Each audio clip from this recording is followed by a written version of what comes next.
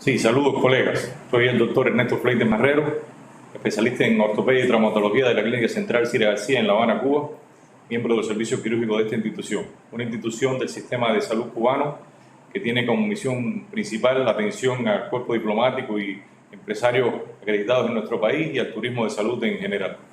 La cirugía espinal en nuestra institución ocupa poco más del 50% de la cirugía electiva que realizan los servicios de ortopedia, traumatología y neurocirugía. Y la clínica ha organizado y auspiciado este ciclo de conferencias como una contribución a la docencia de las ciencias médicas para el país. La conferencia que nos trae hoy al punto es las fracturas de columna por osteoporosis, su manejo quirúrgico. La osteoporosis trae una serie de problemáticas para el tratamiento. Generalmente o casi siempre son pacientes ancianos, con significativas comorbilidades, con un estado mental muchas veces deteriorado por su demencia, multimedicamentados y muchas enfermedades de base.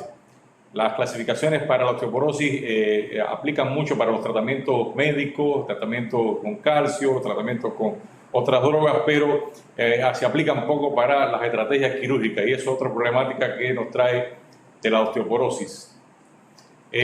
Nosotros manejamos la osteoporosis en nuestra institución siguiendo la clasificación que ha validado la sección de cirugía de columna de la Sociedad Alemana de Ortopedia y Traumatología y que clasifica a la fractura por osteoporosis con exámenes disponibles, que son los rayos X, las tomografías computarizadas y las imágenes por resonancia magnética. Y según la morfología de la fractura, pues clasificamos en 5 tipos ese tipo de fractura. La fractura por osteoporosis tipo 1, llamadas OF1, son aquellas fracturas que no afectan la estructura del cuerpo vertebral y en orden de gravedad pues van yendo a la fractura tipo 2, a la 3, hasta la 5, que es el resumen de toda la mecánica, la biomecánica de estas fracturas por osteoporosis. Haciendo una explicación detallada, un poco más detallada de cada uno de los tipos de fractura, tenemos que en la fractura tipo 1, como le decíamos, no existe deformidad vertebral visible en los rayos X. Solamente hay un edema en el cuerpo vertebral, edema, hemorragia, y eso solamente se puede visualizar en las imágenes por resonancia magnética, sobre todo en la técnica de STIR. Es el paciente que recibe un trauma a veces superficial, comienza con dolor, un dolor que no se alivia fácil, llegamos a necesitar estudios de resonancia magnética y encontramos este tipo de fractura por osteoporosis tipo 1. Ya la fractura por osteoporosis tipo 2 ocurre una pequeña deformación, pero sin compromiso o con muy poco compromiso de la pared posterior del cuerpo vertebral, menos de un quinto de la pared posterior del cuerpo vertebral, estamos hablando de menos de un 20% de la altura de la pared posterior del cuerpo vertebral en estas fracturas tipo 2. Afecta solamente una placa terminal, un end plate, es lo que, haciendo un símil con la clasificación que todos conocemos de la spine, la llamada impression fracture, y son fracturas que biomecánicamente se comportan como fracturas estables.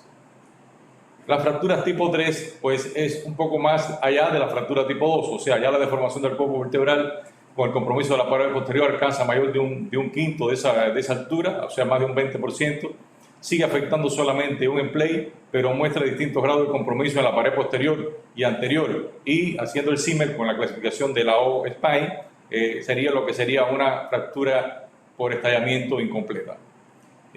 La fractura de tipo OF3 sigue siendo una fractura estable, pero ojo, porque hay una potencialidad de ser inestable con el colapso progresivo de estas fracturas. A veces la diagnosticamos muy pocos días de ocurrida, aparentemente es una fractura OF3, pero con el tiempo sigue colapsando, pasa más allá de un 50% del colapso y entonces ya no es una fractura con un comportamiento tan estable como la clasificamos en la fractura por osteoporosis tipo 3. La fractura por osteoporosis tipo 4 ya hay una pérdida de la integridad de la estructura de la vértebra. Ocurre un colapso del cuerpo vertebral, ocurre una fractura longitudinal tanto en el plano coronal como en el plano sagital de esa vértebra, la llamada pincer fracture. Tenemos 3 subgrupos importantes en esta fractura por osteoporosis tipo 4.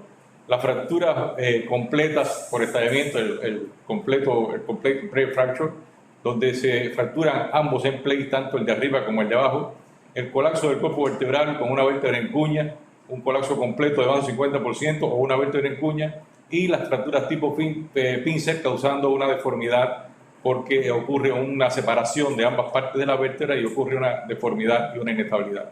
Estas fracturas sí ya son conceptualmente fracturas inestables y el fenómeno vacuum es visible incluso en las imágenes más simples, en las imágenes de las radiografías simples de la columna. Las fracturas tipo 5 pues son el resumen de todo. Ya hay lesiones por destrucción, rotación, hay una muestra sustancial de la inestabilidad y no solo daña el hueso, sino también que ya el complejo ligamentoso posterior se ve afectado, ya sea porque se rompa, ya sea porque el colapso y la deformidad lo hacen distensible y mecánicamente insuficiente. Son causadas generalmente por un trauma directo o un trauma continuo sobre una columna ya previamente osteoporótica y son fracturas altamente inestables, semejantes a las fracturas agudas tipo B en la clasificación de AO Spine.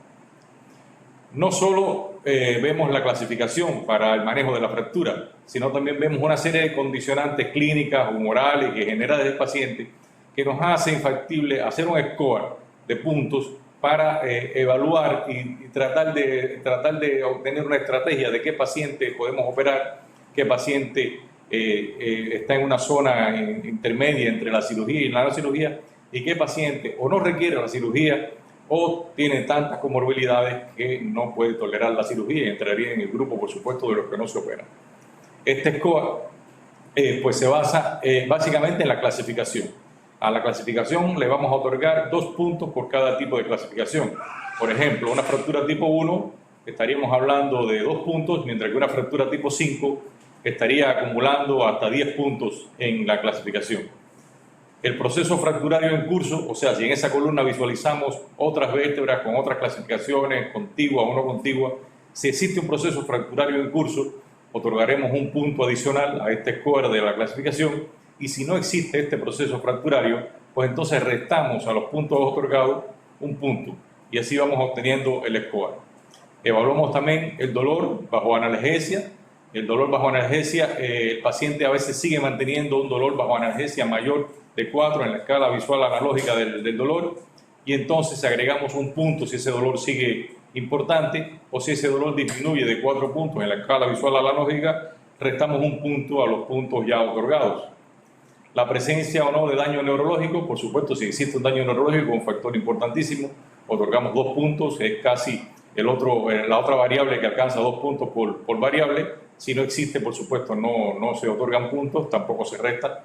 La movilización, igual bajo analgesia, o sea, si el paciente bajo analgesia, bajo el uso de un corsé, de una faja, no logra movilización, pues se le otorga un punto, pero si el paciente se puede movilizar después de administrar el analgésico, después de hacer tratamientos conservadores, pues restamos un punto a los puntos ya otorgados.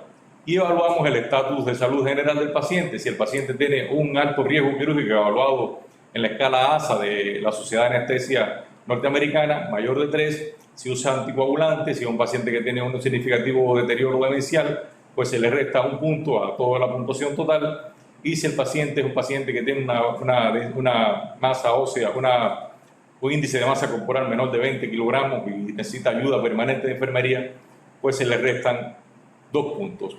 Una variable adicional o no obligada de evaluar, y por eso la señalamos acá en el color rojo, es el T-score que se alcanza en la densitometría, porque la densitometría no es un estudio siempre factible.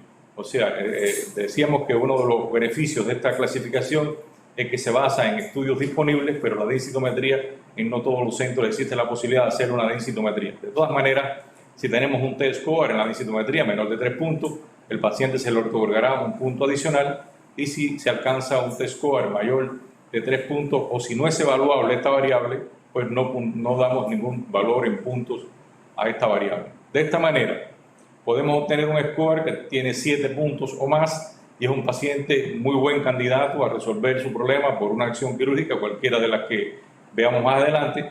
Si tiene menos de 5 puntos, pues un paciente o que no requiere la cirugía porque su estado no es tan grave o porque su estatus de salud y sus puntuaciones que va perdiendo son tantas que no toleraría esta cirugía.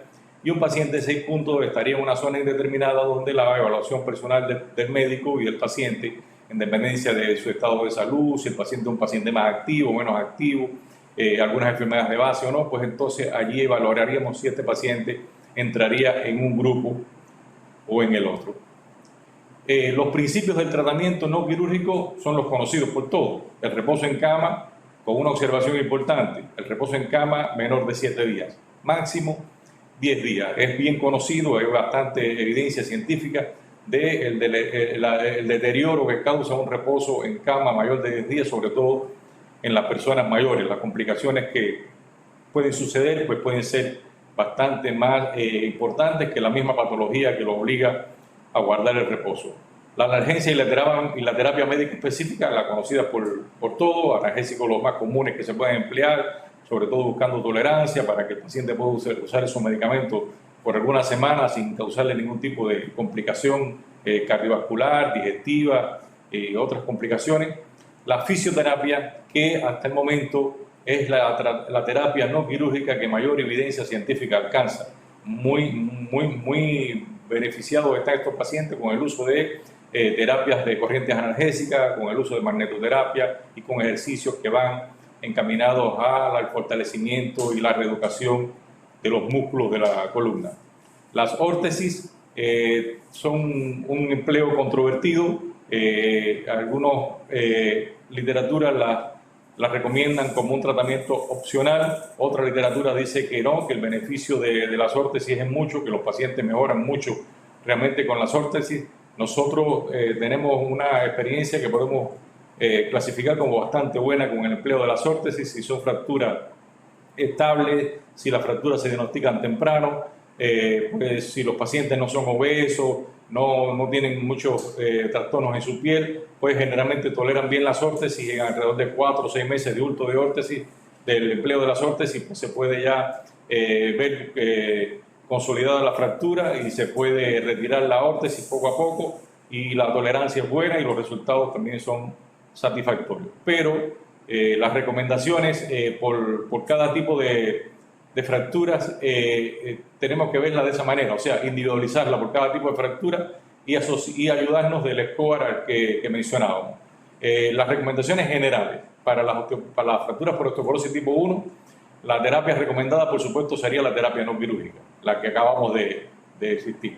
Si se requiere alguna terapia invasiva, por ejemplo, si el paciente tiene mucho dolor, alcanza puntos por el dolor, alcanza puntos por la inmovilidad bajo analgesia, alcanza los 2 puntos que otorga la fractura tipo 1 y estaría un paciente en 6 puntos en una zona indeterminada y es un paciente activo, todavía trabaja, todavía conduce un auto, todavía va a una oficina, pues el empleo de una vertebroplastía percutánea pudiera ser una opción invasiva aceptable para ese paciente. Pero la recomendación general de este tipo de fractura es la terapia no quirúrgica. Igual sucede con la fractura por osteoporosis tipo 2. Sigue siendo lo más recomendado la terapia no quirúrgica, pero de igual manera, si se requiriera alguna terapia invasiva, pues entonces la aumentación del cuerpo vertebral con cemento sería lo más indicado. Aquí ya un poco más la cifoplastía que la vertebroplastía. ¿Por qué? Porque aquí ya, si hay un colapso de una de las placas terminales, ya convendría elevar de nuevo, restaurar un poco de nuevo la altura del cuerpo vertebral y el empleo de una cifoplastía pues podría tener mejores resultados que el de una vertebroplastía, sobre todo a largo plazo. Algunos ejemplos clásicos de la literatura, ustedes conocen los esquemas clásicos de la vertebroplastía, de la cifoplastía. La vertebroplastía solamente es la inyección del cemento en el cuerpo sin modificar para nada la estructura de la forma del cuerpo. La cifoplastía pues intenta restaurar la altura del cuerpo vertebral. La tecnología emplea balones, emplea otros dispositivos, muelles, diferentes tecnologías por un solo puerto, usando los 2 puertos, o sea, ya unipedicular, bipedicular, y en resumen hay una gran variedad de posibilidades en el mercado de set de kit de vertebroplastía y cifoplastía que nos permiten a los cirujanos pues tener varias opciones a la hora del manejo de estas técnicas no invasivas que realmente en la osteoporosis pues resultan de mucha ayuda. La fractura por osteoporosis tipo 3, ya la terapia recomendada generalmente es la terapia quirúrgica. Una instrumentación posterior corta asociada a una aumentación con el cemento, a una vertebroplastía o una cifoplastía, sería una buena indicación, con la precaución siempre de la existencia previa o que creamos con la inyección de cemento en un sitio no deseado la estenosis hiatrógena del canal raquídeo. En pacientes con una buena movilidad, sin enfermedad fracturaria en curso, sería mejor la aumentación vertebral con cemento sin necesidad de la instrumentación posterior. Bastaría en estos pacientes una cifoplastía sin la necesidad de una instrumentación. Por ejemplo, acá tenemos un ejemplo de un caso con una fractura por osteoporosis. Noten una estenosis del canal significativa. Es cuidadoso el empleo de cemento acá. Hacer una cifoplastía en una fractura así y apostar todo a la presión del cemento dentro del cuerpo vertebral sería peligroso. En la resonancia a la extrema derecha se ve allí como en la parte posterior superior del cuerpo vertebral causa ya una pequeña desviación en la columna del índice polorraquídeo del canal raquídeo, y entonces es preferible en este tipo de pacientes asociar la aumentación vertebral con una aumentación corta. Si se dispone de instrumentaciones cortas, percutáneas o instrumentaciones cortas que se pueda a través del tornillo, como en la imagen mostramos, inyectar cemento para aumentar la resistencia de esas instrumentaciones en el hueso osteoporótico, mejor. Pero si no, las instrumentaciones convencionales transpediculares asociadas a la inyección de cemento en el cuerpo vertebral son una buena opción sin necesidad de tener que acudir a tecnologías más avanzadas. La fractura por osteoporosis tipo 4, evidentemente sí lo recomendado es un tratamiento quirúrgico. Es una fractura conceptualmente inestable, una instrumentación posterior con aumentación vertebral, una instrumentación posterior corta con una aumentación vertebral es lo indicado, o largas instrumentaciones para obtener más puntos de anclaje por encima y por debajo de la vértebra fracturada, considerando siempre que la calidad ósea de estos pacientes con osteoporosis no es buena y que mientras más puntos de anclaje tengamos en el hueso, pues mejor será la solidez de la instrumentación. Un colapso vertebral significativo de más de un 50% o un pincer fracture donde haya más de 3 milímetros de separación de los huesos, pues entonces ya estaríamos hablando de una posibilidad muy alta de una pseudoartrosis, de una posibilidad muy alta de una consolidación no deseada, en una posición no deseada de ese cuerpo vertebral, y la instrumentación posterior con la reconstrucción anterior de ese cuerpo vertebral, pues tal vez nos veríamos obligados a realizarla. Un ejemplo de un caso de nuestra institución, una fractura que llega con una paciente que llega con una vértebra muy acuñada, ya incluso con un compromiso neurológico significativo, no un Asia C, pero sí ya un Asia D, con alguna paraparesia, con trastornos sensitivos, con trastornos esfinterianos, y en este paciente preferimos hacer un abordaje combinado, una reconstrucción anterior, haciendo sustitución del cuerpo vertebral por un sustituto del cuerpo vertebral y una instrumentación posterior larga adicional a la reconstrucción del cuerpo vertebral. Y en la fractura por osteoporosis tipo 5, decíamos que es el resumen de toda la alta inestabilidad de esta fractura, pues obviamente no tendremos más remedio que el tratamiento quirúrgico. Largas instrumentaciones posteriores serían necesarias hacer, reconstrucciones anteriores cuando el daño neurológico, el colapso vertebral también lo recomiende, y las instrumentaciones cortas solamente serían utilizadas como apoyo a lesiones de la banda de tensión, siempre que se reconstruya el cuerpo vertebral y se garantice una instrumentación anterior. Si no, lo recomendado serían siempre las instrumentaciones posteriores largas. Como caso clínico de ejemplo, para terminar la conferencia, pues es una paciente femenina de nuestra institución de 61 años de edad. El récord clínico de nuestra institución, allí lo tienen reflejado. Una paciente que con un índice de masa corporal de 23 kilogramos por metro cuadrado de superficie corporal, como diagnóstico anterior, una enfermedad pulmonar obstructiva crónica ligera, no refiere a hábitos tóxicos, no consume medicación alguna excepto la analgesia, que sí necesitaba para el dolor. Su diagnóstico era una fractura por osteoporosis de L1, ya de 2 años de evolución, referido en un accidente doméstico importante. No otras fracturas vertebrales ni extravertebrales, un dolor de 5 a 6 puntos en la escala visual analógica del dolor, con un ritmo mecánico, o sea, muy asociado al movimiento, no deterioro neurológico, 2 años de uso de un corset, el cual no le garantizaba ya casi ningún beneficio, y una vertebroplastía hecha en otro centro hacía 16 meses antes que le dio un alivio relativo de unos 4 o 6 meses, pero que tampoco pudo nunca dejar de usar el corsé a pesar de su vertebroplastía. Las fotos clínicas de la paciente muestran una paciente con un plano coronal bastante aceptable, no se ve ninguna escoliosis significativa, sin embargo en el plano sagital ustedes ven una pérdida significativa de la lordosis lumbar fisiológica, ya cierto desbalance anterior, ya la paciente está estableciendo mecanismos de compensación con su cadera, con sus rodillas para evitar la pérdida de la lordosis que está causando la fractura y el deterioro degenerativo de su columna, y para el alivio también de su dolor. Las radiografías muestran, bueno, la fractura y muestran que la paciente tiene una lordosis lumbar de 26 grados para una incidencia pélvica de 56 grados y una versión pélvica de 29 grados.